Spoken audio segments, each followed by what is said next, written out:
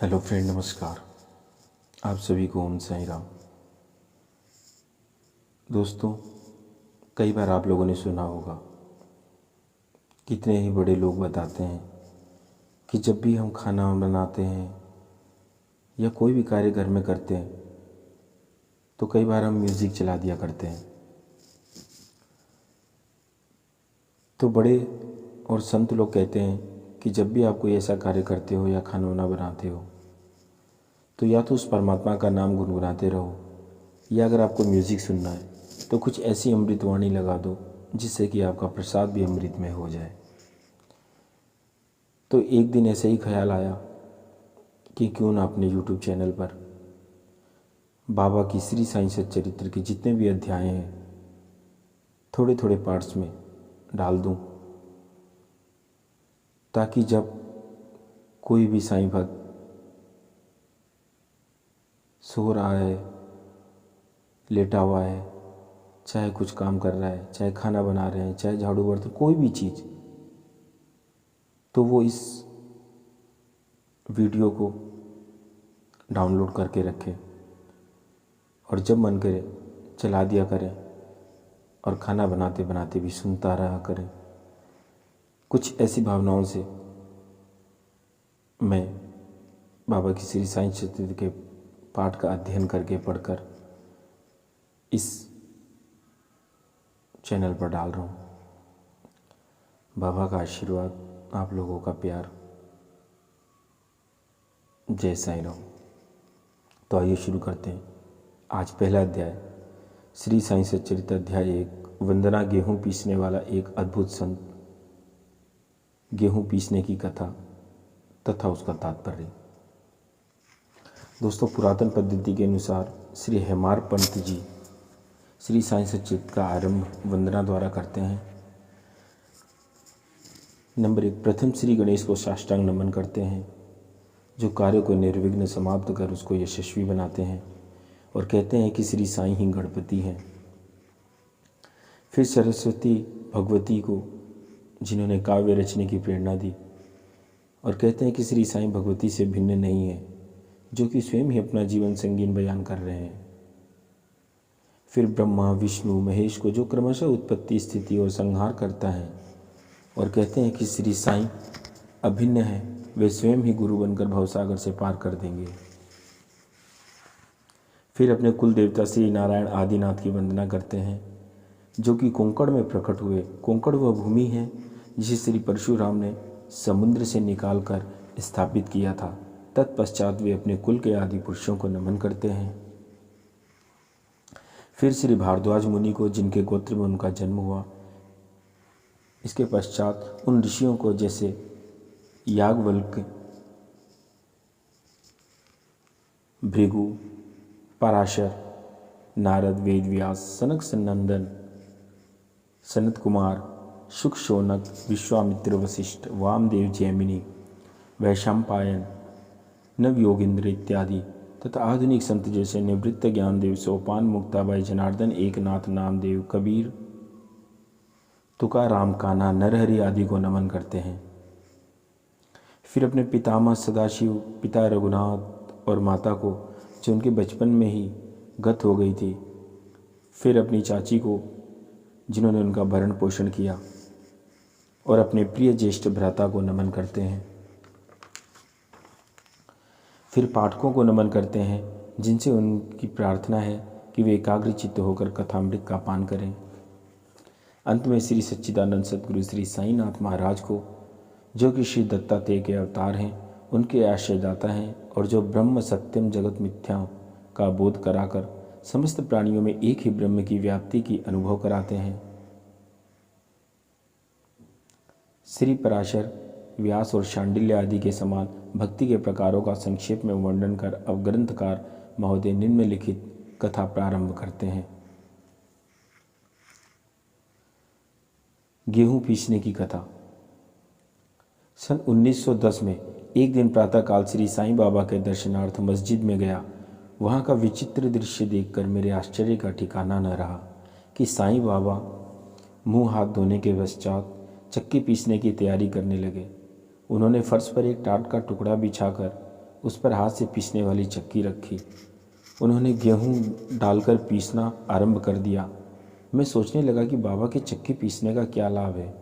उनके पास तो कोई भी नहीं है और वे अपना निर्वाह भी भिक्षावृत्ति द्वारा ही करते हैं। इस घटना के समय वहाँ उपस्थित अन्य व्यक्तियों के मन में भी कुछ ऐसी ही धारणा चल रही थी, परंतु बाबा से पूछने का साहस किसमें था। बाबा की चक्की पीसने का समाचार शीघ्र ही सारे गांव में फैल गया और उनकी यह विचित्र लीला देखने हेतु तत्काल ही नर नारियों की भीड़ मस्जिद की ओर चल पड़ी। उनमें से 4 निडर स्त्रियां भीड़ को चीरती हुई ऊपर आईं और बाबा को बलपूर्वक वहां से हटाकर उनके हाथ से चक्की का खूंटा छीनकर तथा उनकी लीलाओं का गायन करते हुए उन्होंने गेहूं पीसना आरंभ कर दिया। पहले तो बाबा क्रोधित हुए, परंतु फिर उनका भक्ति भाव देख वे शांत होकर मुस्कुराने लगे। पीसते पीसते उन स्त्रियों के मन में ऐसा विचार आया कि बाबा के न तो घर द्वार है, न ही उनके कोई बाल बच्चे हैं तथा ना कोई देख रेख करने वाला ही है। वे स्वयं भिक्षावृत्ति द्वारा ही अपना जीवन निर्वाह करते हैं, अतः उन्हें भोजन आदि के लिए आटे की आवश्यकता ही क्या है। बाबा तो परम दयालु हैं, हो सकता है कि वह आटा हम सब लोगों को ही वितरण कर दे। इन्हीं विचारों में मग्न रहकर गीत गाते गाते ही उन्होंने सारा आटा पीस डाला। तब उन्होंने चक्की को हटाकर आटे को 4 समान भागों में विभक्त कर लिया और अपना अपना भाग लेकर वहां से जाने को उद्यत हुई। अभी तक शांत मुद्रा में निमग्न बाबा तत्क्षण ही क्रोधित हो उठे और उन्हें अपशब्द कहने लगे। स्त्रियों, क्या तुम पागल हो गई हो? तुम किसके बाप का माल हड़प कर ले जा रही हो? क्या कोई कर्जदार का माल है जो इतनी आसानी से उठाकर लिए जा रही हो? अच्छा, एक काम करो कि इस आटे को ले जाकर गांव की सीमा पर बिखेर आओ। मैंने शिरडीवासियों से प्रश्न किया कि जो कुछ बाबा ने अभी किया उसका यथार्थ में क्या तात्पर्य है। उन्होंने मुझे बतलाया कि गांव में विषूचिका अर्थात हैजे का जोरों से प्रकोप है और उसके निवारणार्थ ही बाबा का यह उपचार है। अभी जो कुछ आपने पीसते हुए देखा वो गेहूं नहीं बल्कि हैजा ही थी, जो पीसकर नष्ट कर दी गई है। इस घटना के तत्पश्चात सारी की सारी हैजे की जो बीमारी थी, संक्रामकता थी, महामारी थी, वो शांत हो गई और ग्रामवासी सुखी हो गए। यह जानकर मेरी प्रसन्नता का पारावार न रहा। मेरा कौतूहल जागृत हो गया। मैं स्वयं से प्रश्न करने लगा कि आटे और विषूचिका अर्थात हैजे का जो रोग है उसका भौतिक और पारस्परिक क्या संबंध है, इसका सूत्र कैसे ज्ञात हो। घटना बुद्धि गम्य से प्रतीत नहीं होती। अपने हृदय की संतुष्टि हेतु इस मधुर लीला का मुझे 4 शब्दों में महत्व अवश्य प्रकट करना चाहिए।